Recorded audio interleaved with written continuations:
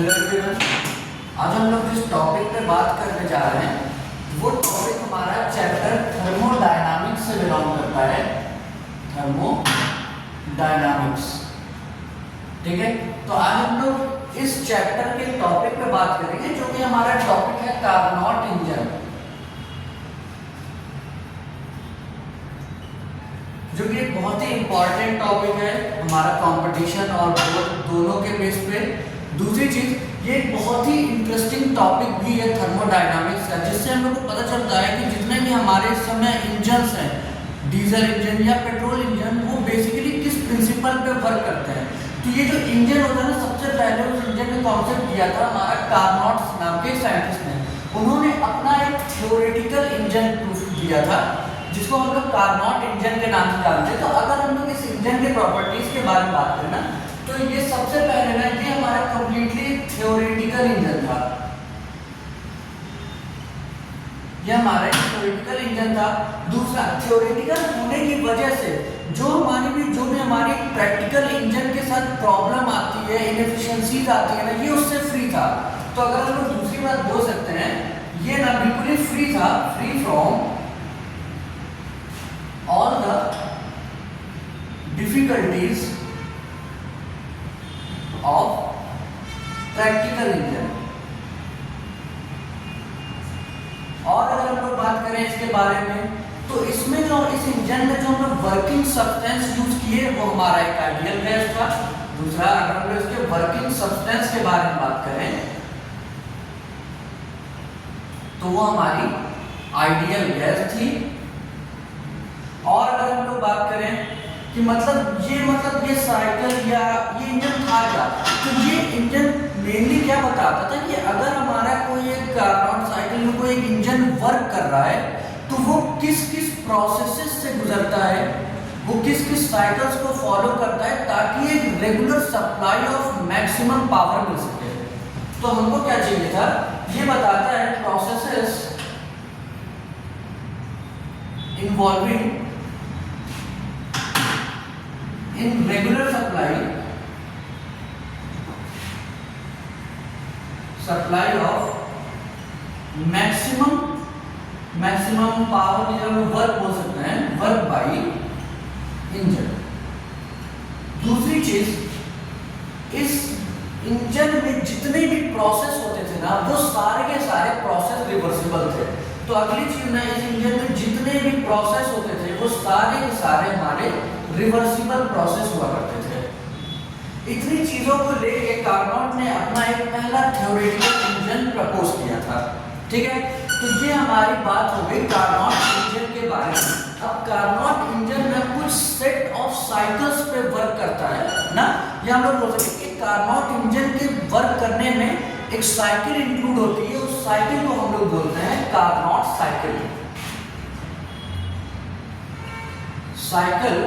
और इस साइकिल से कौन गुजरेगा, वर्किंग सब्सटेंस, दैट इज हमारी आइडियल गैस। तो इस इंजन के वर्किंग में जो हमारी आइडियल गैस है वो जिस साइकिल से गुजरती है उस साइकिल को हम लोग क्या नाम देते हैं, कार्नोट साइकिल।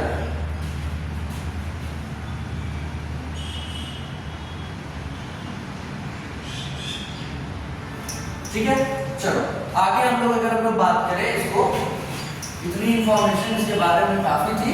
तो अगर हम अगली चीज ना हम लोग बात करते हैं कि कार्नोट इंजन के पार्ट्स कौन कौन से होते हैं।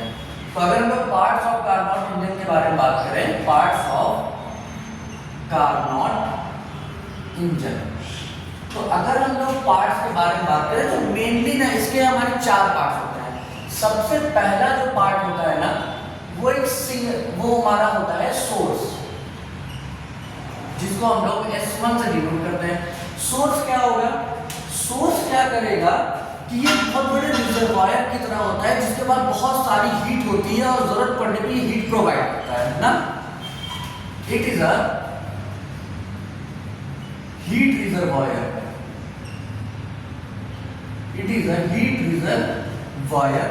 जो जरूरत पड़ने पे हीट प्रोवाइड करेगा हर साइकिल में, ठीक है, हीट रिजर्वायर। और इसको हम लोग क्या करते हैं, एक किसी कांस्टेंट टेम्परेचर पे मेंटेन करते हैं ना, heat reservoir which is maintained at constant temperature T1। ठीक है, अब मान लो जो हमारी पैर की साइकिल होती है तो इसमें कुछ ये हीट देता है ना, इट प्रोवाइड्स Q1 हीट। मान लो हमको जरूरत पड़ेगी तो ये हमको क्या करेगा, कुछ Q1 अमाउंट में हीट ये प्रोवाइड करेगा साइकिल को। ठीक है, Q1 हीट पर साइकिल। ठीक, दूसरा अगर हम लोग बात करें तो दूसरी चीज क्या होती है, दूसरी चीज के अंदर होती है सिलेंडर। इसको हम लोग सीसी डिनोट करते हैं। सिलेंडर क्या होता है, सिलेंडर हमारा एक सिलेंडर सा स्ट्रक्चर होता है जिसमें एक पिस्टन लगा होता है। पिस्टन फ्रिक्शनलेस होता है, वो ऊपर और नीचे मूव करने के लिए फ्री होता है, जिस और उस पिस्टन के अंदर गैस फिल्ड होती है, दैट इज हमारी आइडियल गैस फिल्ड होती है। उसी आइडियल गैस को हम लोग वर्किंग सब्सटेंस बोलते हैं ना। तो ये हमारा सिलेंडर क्या होता है, सिलेंडर मेन हमारा वर्किंग पार्ट होता है जिसके अंदर हमारी आइडियल गैस भरी होती है। उसके ऊपर हमारा इंसुलेटिंग पिस्टन होता है और पिस्टन हमारा फ्रिक्शनलेस भी होता है। ठीक है, तो सिलेंडर के बारे में अगर हम लोग बात करें तो इट इज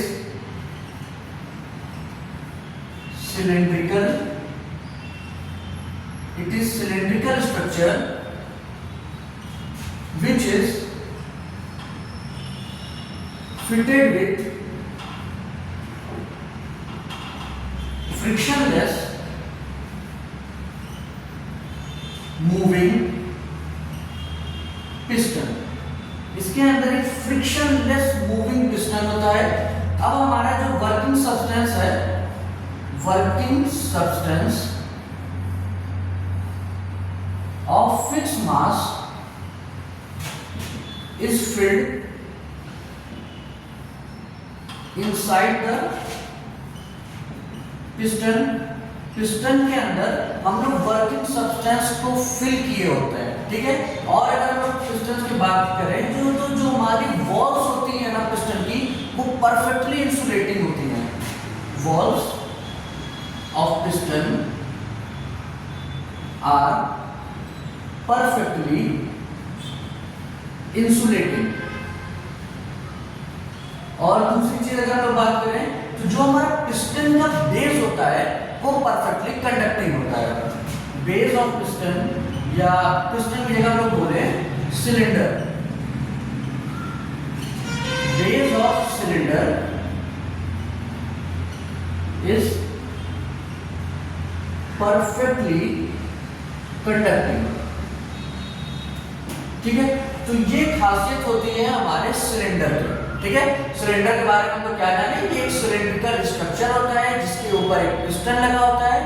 पिस्टन हमारा होता है वो हमारा इंसुलेटिंग होता है, साथ में फ्रिक्शनलेस होता है। जो भी हमारा वर्किंग सब्सटेंस होता है वो इसी सिलेंडर के अंदर हम लोग फिल करते हैं। दूसरी चीज, जो हमारी वॉल्स होती है सिलेंडर की वो परफेक्टली इंसुलेटिंग होगी, जबकि जो हमारा बेस होगा सिलेंडर का वो परफेक्टली कंडक्टिंग होगा। एक और जो हमारा पार्ट अगर हम लोग बात करें तो जो इसके बाद हमारा अगला पार्ट होता है इसका, वो होता है हमारा सिंक। अगर हम लोग अगले पार्ट के बारे में बात करें, दैट इज इसका हमारा थर्ड पार्ट, तो ये होता है सिंक। इसको हम लोग S2 से डिनोट करते हैं। सिंक हमारा क्या होता है, सिंक ऐसी जगह होती है जहां पे जो हमारा कार्नोट इंजन है वो अपनी हीट को रिजेक्ट करता है और उस हीट को एक्सेप्ट कौन करेगा, सिंक। ठीक है, तो सिंक भी हमारा क्या होता है, सिंक भी एक तरह का रिजर्वायर होता है जिसको हम लोग लो टेम्परेचर पे मेंटेन करते हैं। ये भी हमारा क्या होता है, reservoir maintained at low temperature T2। ठीक है, ये क्या करता है, it accepts heat rejected by engine पर साइकिल। ठीक है, मान लो वो हीट कितनी है, Q2 है। ठीक है, दूसरी चीज की खासियत क्या होती है, हमेशा इसका जो टेम्परेचर होगा वो हमेशा सोर्स के टेम्परेचर से कम होता है। अगला हमारा जो पार्ट होता है वो हमारा होता है इंसुलेटिंग पैड। एक इंसुलेटिंग पैड, इंसुलेटिंग पैड जिसको हम लोग आई से डिनोट करते हैं। ये इंसुलेटिंग पैड क्या होता है? एक सिंपल सा पैड होता है जो इतना बड़ा होता है कि पूरा का पूरा सिलेंडर उसमें फिट आ जाए। हाँ, it is an insulating pad, it is an insulating pad large enough to cover the cross section of cylinder। ये एटलीस्ट इतना बड़ा तो होता है कि सिलेंडर के क्रॉस सेक्शन को ये इजीली कवर कर ले जाता है। तो मेन इसके ये 4 पार्ट्स होते हैं। अगर हम लोग इन 4 पार्ट्स का फिगर बनाए तो फिगर देखने सकते हैं, तो हमारा फिगर कुछ इस तरह से होगा।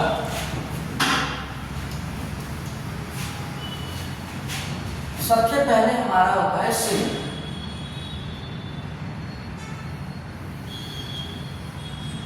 ये हो गया हमारा एक सिंक। सोर्स जिसको हम लोग किसी कांस्टेंट टेम्परेचर T1 पे मेंटेन किए होते हैं।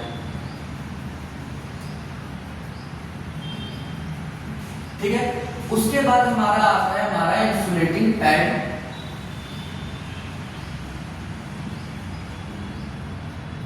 ठीक है, उसके बाद हमारा आता है सिंक।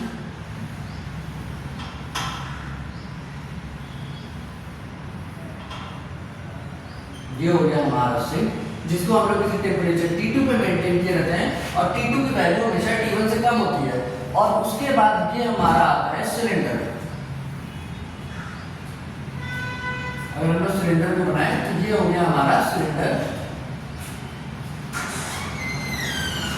सिलेंडर को देखते हैं तो ये हमारा कुछ इस तरह से अगर हम सिलेंडर को बनाए तो ये जो सिलेंडर की ये वाली साइड की जो वॉल्स होती है ना, ये कैसी होती हैं? ये बिल्कुल परफेक्टली इंसुलेटिंग होती है। ठीक है, और ये जो नीचे का हम लोग बेस देख रहे हैं ना, इसका ये जो बेस होता है ये हमारा परफेक्टली कंडक्टिंग होता है। इसके ऊपर यहां पे एक हमारा पिस्टन लगा होता है।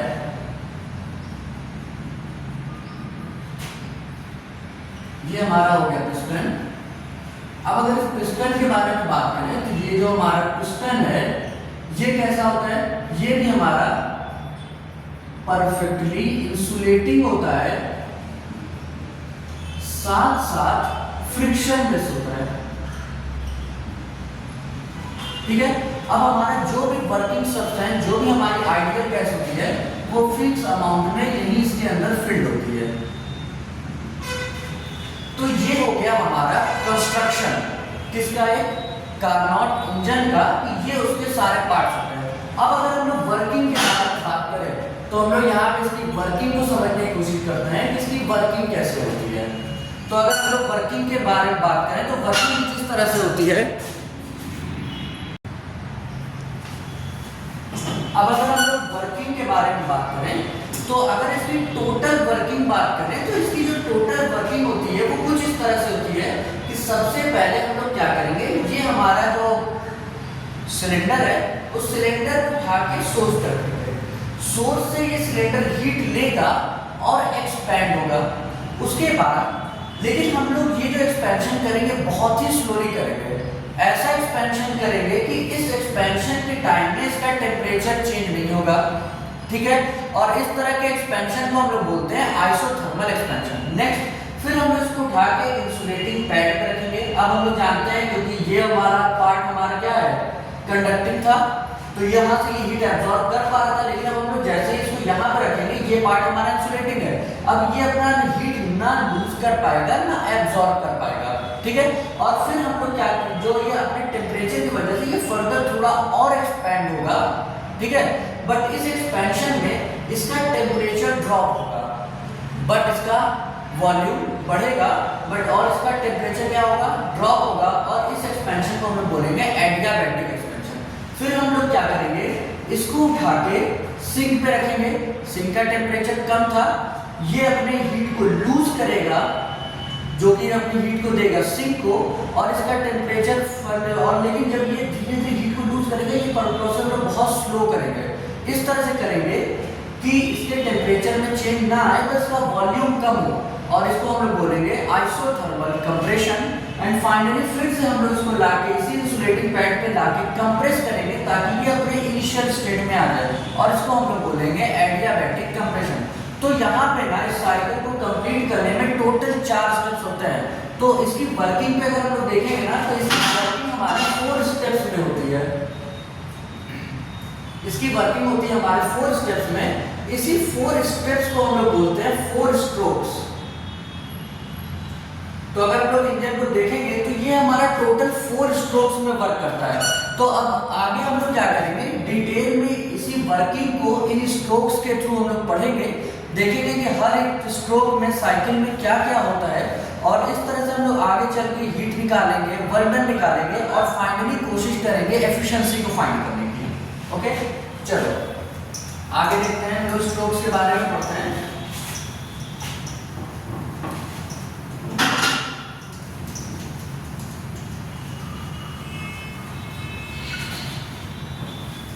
वर्किंग पार्ट्स हो गए। अब हम लोग वर्किंग में हम लोग स्ट्रोक से बात करेंगे। तो सबसे पहला हमारा आता है स्ट्रोक 1। स्ट्रोक 1 में जैसा कि हम लोगों ने क्या बोला था कि हमारे पास जो हमारा सिलेंडर था उसको हम लोग ला के रखेंगे सिंक पे। वो सिंक से Q1 हीट को एब्जॉर्ब करेगा।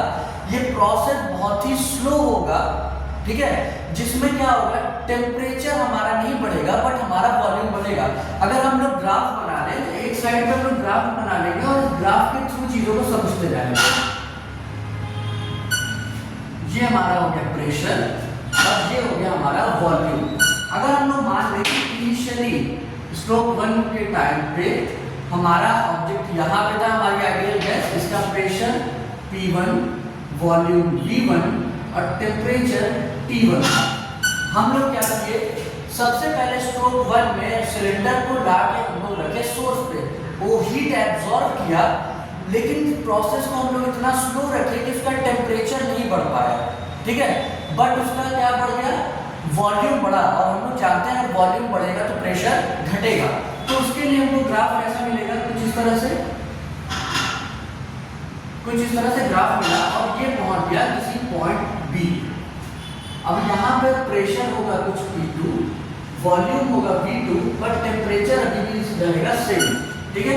अब हम लोग ये देख रहे हैं ऐसे में ये हीट को एब्जॉर्ब कर रहा है, इसलिए हम लोग क्या दिखा देते हैं, मान लो इसने जो ये हीट एब्जॉर्ब किया, ये हीट हमारी Q1 थी, और ये प्रोसेस, इस प्रोसेस में हमारा टेम्परेचर चेंज नहीं हो रहा है। और हम लोग पहले जानते हैं ऐसा प्रोसेस जहाँ टेम्परेचर चेंज ना हो उसको हम लोग बोलते हैं आइसोथर्मल प्रोसेस। तो ये जो हमारा प्रोसेस है ये होगा हमारा आइसोथर्मल एक्सपेंशन, क्योंकि यहाँ पे वॉल्यूम बढ़ रहा है, इसलिए हम लोग क्या बोलेंगे, पहले प्रोसेस जो है हमारा वो होगा हमारा आइसोथर्मल एक्सपेंशन। तो अगर हम लोग वर्क डन के बारे में बात करें, पहले स्ट्रोक में जो वर्क डन हुआ हम लोग बोल सकते हैं W1, इसको बोलेंगे Q1। अब हम लोग इसके लिए फॉर्मूला क्या जानते हैं, अगर हम लोग पहले क्लास में पढ़े होंगे इस चीज के बारे में, तो हम लोग इसका फॉर्मूला जानते हैं कि इसका फॉर्मूला होता है RT1 log of V2 by V1। ये हो गया इसका वर्क डन। अब अगर इसको हम लोग देखें, जो अगर इस ग्राफ में एरिया अंडर द ग्राफ के बराबर होता है, तो पहले से ही जानते हैं। तो अगर हम लोग ये बनाए पूरा नीचे तक, तो ये जो ग्राफ का एरिया आ रहा है, तो यही पूरा का पूरा एरिया हमको इस ग्राफ का दिख रहा है। तो अगर हम लोग इसको बोल दें, हम लोग इसको कुछ भी नाम दे सकते हैं ना, जैसे ABCD को मान लो यहाँ पे यूज हो जाएगा, तो हम लोग इसको और क्या नाम दे सकते हैं, चलो इसको हम लोग नाम देते हैं F, और इसको नाम देते हैं G, ठीक है। तो हमारा ये किसके बराबर हो जाएगा, it will be equal to area ABFG, ठीक है। अब अगले स्टेप में हम लोग क्या करेंगे, ये हमारा हो गया पहला स्टेप जिसको हम लोग बोलते हैं स्ट्रोक 1। अब अगर हम लोग सेकंड स्टेप से जो गुजरेगा उसको हम लोग बोलेंगे स्ट्रोक 2। अगर हम लोग स्ट्रोक 2 के बारे में बात करें तो स्ट्रोक 2 में क्या होगा, हम लोग उसको ला के रखेंगे इंसुलेटिंग पैड पे, ठीक है, और उसको अलाउ कर देंगे फर्दर एक्सपेंशन के लिए। बट इस टाइम वो ना हीट को लूज कर पाएगा ना हीट को गेन कर पाएगा, सिर्फ वो अपने इंटरनल टेम्परेचर की वजह से एक्सपैंड होगा। इसलिए जैसे जैसे वो एक्सपैंड होता जाएगा उसका टेम्परेचर रिड्यूस होगा। तो फर्दर स्ट्रोक 2 में क्या होगा, इसका एक्सपेंशन होगा कुछ इस तरह से, ये फाइनली यहाँ पे पहुंचेगा, एक पॉइंट सी पे पहुंचेगा जहाँ पे इसका प्रेशर हमारा कुछ हो जाएगा P3, वॉल्यूम हो जाएगा V3 और टेम्परेचर हो जाएगा T2, ठीक है। इस प्रोसेस में हम लोग देख रहे हैं कि इसका टेम्परेचर क्या हो रहा है, ड्रॉप हो रहा है, ठीक है। तो इस प्रोसेस को हम लोग बोलते हैं एडियाबैटिक एक्सपेंशन। एडियाबैटिक वो प्रोसेस होते हैं जिसमें किसी भी तरह का हीट का एक्सचेंज ना हो। तो ये हो गया हमारा एडियाबैटिक एक्सपेंशन। अब एडियाबैटिक एक्सपेंशन में अगर हम लोग हीट के बारे में बात करें या वर्क डन के बारे में बात करें तो हम लोग इसका वर्क डन कैसे देंगे, इधर हम लोग वर्क डन दे देते हैं W2 से। तो इसके लिए हम लोग क्या फॉर्मूला जानते हैं, इसके लिए हम लोग फॉर्मूला जानते हैं R upon gamma minus 1 T1 minus T2, R upon gamma minus 1 और फिर ब्रैकेट में T1 माइनस T2। ये हो गया हमारा स्ट्रोक 2 कंप्लीट। अब अगला इसके बाद क्या होता है, इसके बाद आता है स्ट्रोक 3। स्ट्रोक 3 में क्या होता है, हम लोग अपने सिलेंडर को ले जाके वापस से रखते हैं सिंक में। जब हम लोग सिंक में रखते हैं तो सिलेंडर क्या करता है, अपनी हीट को रिजेक्ट करता है, लूज करता है, कहाँ भेजता है, सिंक में। ऐसे में जब वो अपनी हीट को लूज करता है तो धीरे धीरे उसका वॉल्यूम कम होता है। लेकिन ये प्रोसेस हम लोग इतना स्लो रखते हैं कि अभी भी टेम्परेचर में कोई भी डिफरेंस नहीं आना चाहिए। तो ऐसे में भी क्या होगा, अब जैसे ही अपनी हीट को लूज करेगा तो इसका टेम्परेचर धीरे धीरे करके क्या होगा, चेंज रखते हुए इसका वॉल्यूम धीरे धीरे घटेगा। तो ये कुछ इस डायरेक्शन में मूव करेगा और ये पहुंचेगा इस पॉइंट डी पर।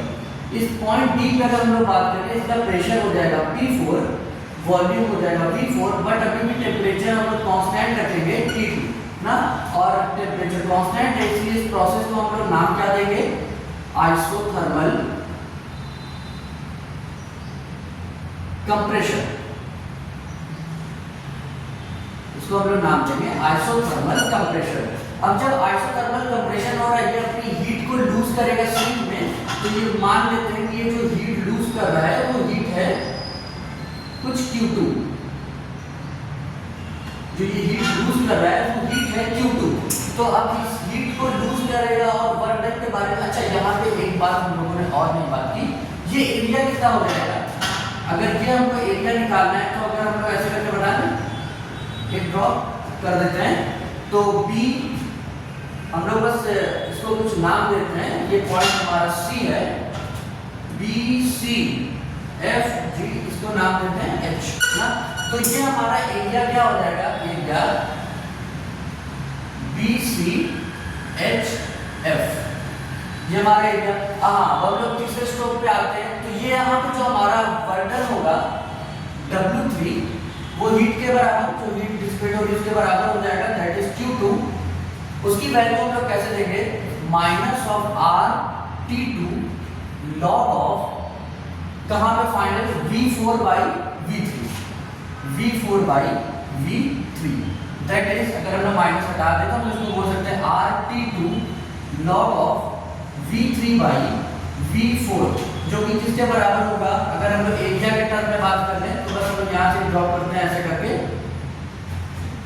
अगर हम लोग यहाँ से ड्रॉप कर लें तो ये पॉइंट हमारा D है, DCH, इसको हम लोग नाम देते हैं I, ठीक है। तो DCHI एरिया, DCHI ये इस एरिया के बराबर हो जाएगा। उसके बाद फाइनली हमारा आता है स्ट्रोक 4। स्ट्रोक 4 में क्या होता है, फिर से हम लोग क्या करेंगे, जो हमारा सिलेंडर है उसको वापस से लाके हम लोग इंसुलेटिंग पैड पे रखेंगे और उसको हम लोग क्या करेंगे, फर्दर कंप्रेस करेंगे ताकि वो अपने इनिशियल स्टेट पे पहुंच जाए। यही इसका इनिशियल स्टेट है, यही इसका इनिशियल स्टेट है। तो इसको हम लोग फर्दर कंप्रेस करेंगे ताकि ये कहाँ पहुंच जाए, अपने इनिशियल स्टेट पे पहुंच जाए। तो अगर हम लोग चेक कर रहे हैं इसमें टेम्परेचर चेंज होगा, T2 से वापस टेम्परेचर चेंज होगा, बट किसी भी तरह का हीट का लॉस या हीट का गेन नहीं होगा, क्योंकि जो हमारा इंसुलेटिंग पैड है उसकी वजह से किसी तरह का हीट एक्सचेंज नहीं हो पाएगा। तो इस प्रोसेस को हम लोग क्या नाम देंगे? इस प्रोसेस को हम लोग नाम देंगे एडियाबैटिक कंप्रेशन। Adiabatic compression. अब ये जो हमारा एडियाबैटिक कंप्रेशन है, इसमें जो वर्क डन हुआ, अगर वर्क डन को W4 हम लोग लिखें तो इसको हम लोग कैसे देंगे? Minus of R upon gamma minus 1, minus of R upon gamma minus 1 and then T2 minus T1, T2 minus T1। सही से लिख लें तो इसको हम लोग ऐसे लिख सकते हैं R upon gamma minus 1 T1 minus T2। अगर एरिया के टर्म में लिखें तो ये हमारा कौन सा एरिया आएगा? देख लेते हैं यहाँ पे, एरिया ADIG, एरिया ADIG, ये वाला हमारा एरिया हो जाएगा। तो ये हमारी पूरी की पूरी वर्किंग हो गई हमारी कार्नोट साइकिल की, और ये हमारा कार्नोट साइकिल का ग्राफ होता है। ओके, अब इसी की हेल्प से हम लोग क्या निकालते हैं? इसकी एफिशिएंसी को निकालने की कोशिश करते हैं। ठीक है, तो चलो हम लोग देखते हैं कि कार्नोट साइकिल की एफिशिएंसी क्या होती है। तो अगला हमारा टॉपिक होगा efficiency of Carnot cycle.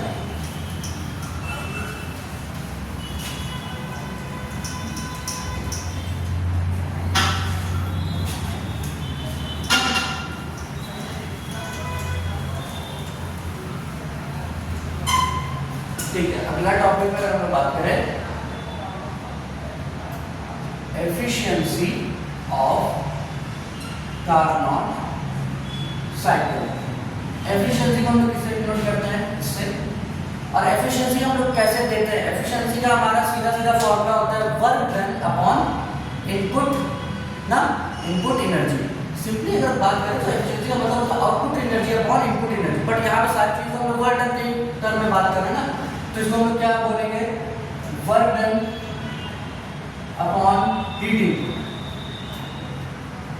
Work done मान लो तो W था और हीट इनपुट हम लोग क्या किए थे? Q1। अब सोचो कुछ ऐसा वर्क हो रहा था, ये हमारा एक कार्नोट साइकिल था, हम लोग हीट दिए थे Q1 और ये हीट रिजेक्ट कर दिया था Q2।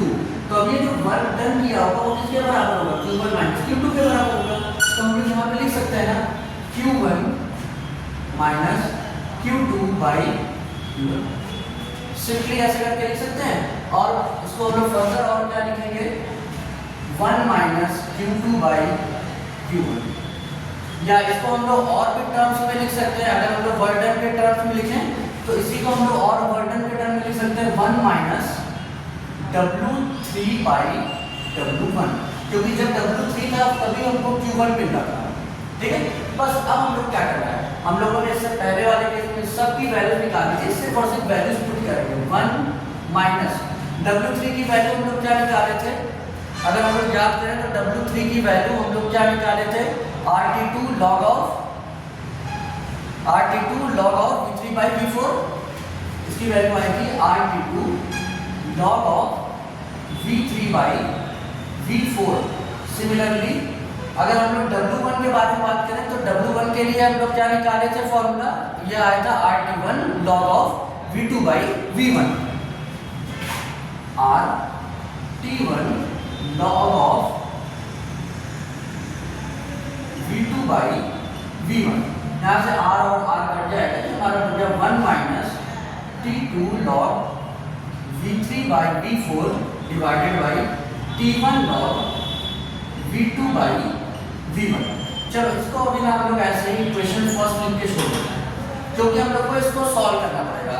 अब अगर हम लोग देखें पुराना वाला अगर हम लोग साइकिल उठाएं तो सबसे पहला हमको एक आइसोमेट्रिक कर्व ये मिला था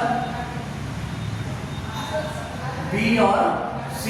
B पे हमारा प्रेशर P2 था, वॉल्यूम V2 था, टेम्परेचर T1 था, और C पे हमारा प्रेशर P3 था, वॉल्यूम V3 था और टेम्परेचर कुछ हमारा T2 था। ये मिला था। अब अगर हम लोग देखें तो ये जो B और C दोनों जो हमारा पॉइंट है वो हमारा सेम एडियाबैटिक कर्व पे लाई करता है। तब हम लोग ये जानते हैं ना T1 V2 का पावर हम लोग जानते हैं सिंस यहाँ बनाते हैं since B and C lie on same adiabatic curve, same adiabatic curve लाई करता है तो हम लोग बोल सकते हैं ना T1 V2 का पावर गामा माइनस 1 किसके बराबर होना चाहिए, T2 V3 का पावर गामा माइनस 1 के। तो यहाँ से हमको T1 बाई T2 की वैल्यू मिल सकती है, T1 बाई T2 की वैल्यू हो जाएगी V3 बाई V2 का पावर गामा माइनस 1। इसको हम इक्वेशन 2 बनाने छोड़ देते हैं, ठीक है। अब सिमिलरली हम लोग बात करते हैं, अगला हमारा कर्व मिला था जो D से A के लिए, यहाँ पे हमारा D था और यहाँ पे हमारा A था। यहाँ पे प्रेशर P1 था, वॉल्यूम P1 था, टेम्परेचर T1 था, ठीक है। और यहाँ पे D में हमारा क्या था, प्रेशर P4 था, वॉल्यूम P4 था, टेम्परेचर T2 था। प्रेशर P4, वॉल्यूम V4 और टेम्परेचर T2 था। अगर हम लोग इसको लेके अब वापस से अगर हम लिखेंगे तो हम लोग क्या बोलेंगे, हमारा इक्वेशन क्या बनेगा, हम लोग बोल सकते हैं T1 V1, हम लोग बोल सकते हैं also A and B lie on same adiabatic curve, same adiabatic curve पे लाई कर रहा है। तो इसके लिए भी हम लोग सिमिलरली इक्वेशन लिख सकते हैं ना। इसके लिए हम लोग क्या लिख सकते हैं, T2 V4 का पावर गामा माइनस में, या आप लिख सकते हैं T1 V1 का पावर गामा माइनस 1 किसके बराबर होगा, T2 V4 का पावर गामा माइनस 1। तो यहाँ से हमको T1 बाई T2 की वैल्यू यहाँ से हमको मिल जाएगी V4 बाई V1 का पावर गामा माइनस 1। ये हो गया हमारा इक्वेशन 3। हम लोग यहाँ से देख सकते हैं T1 बाई T2 की वैल्यू यहाँ मिली और एक T1 बाई T2 की वैल्यू हमको यहाँ पे मिली। अब इसी इक्वेशन को हम लोग फर्दर यूज करेंगे। तो अभी फिलहाल हम इतना मिटा रहे हैं ताकि वैल्यू को पुट कर सकें। अब अगर हम लोग देखें सेकंड एंड थर्ड से, फ्रॉम सेकंड एंड थर्ड से, सेकंड और थर्ड से हमको क्या मिल रहा है, सेकंड और थर्ड से हमको मिल रहा है V3 बाई V2 का power gamma minus 1, V3 by V2 का पावर गामा माइनस 1 किसके बराबर हो जा रहा है, V4 बाई V1 के पावर गामा माइनस 1 के। इसका मतलब V3 बाई V2 किसके बराबर होगा, V4 बाई V1 के, ठीक है। थोड़ा सा अगर हम लोग इंटरचेंज कर लें तो हमको यहाँ से ये मिल सकता है कि V3 बाई V4 किसके बराबर हो जाएगा, V2 बाई V1। अब ये जो हमारी वैल्यू है ना, हम लोग अगर इसको यहाँ पे पुट कर दें तो देखो हमको क्या मिल जाएगा, यहाँ पे अगर वैल्यू पुट करें 1 माइनस T2 और यहाँ पे log V3 बाई V4 के बाद V2 बाई V1 लिख देते हैं, V2 बाई V1 और डिवाइडेड बाई यहाँ पे हमारा क्या है T1 log V2 by V1। तो हम लोग सिंपली देख रहे हैं रिटर्न हमारा कट जाएगा और हमारे पास बचे क्या 1 माइनस T2 बाई T1। तो इससे हमको यहाँ से हमको फाइनली एफिशिएंसी का एक फाइनल फॉर्मूला क्या मिला, 1 माइनस T2 बाई T1। तो ये होती है हमारी एक कार्नोट इंजन की एफिशिएंसी, जो सिर्फ और सिर्फ टेम्परेचर ऑफ सिंक और टेम्परेचर ऑफ सोर्स पे डिपेंड करती है और किसी भी चीज पे डिपेंड नहीं करती है। तो इतना ही था हमारा कार्नोट साइकिल में। आई थिंक आपको अच्छे से समझ में आया होगा। तो इसके आगे हम लोग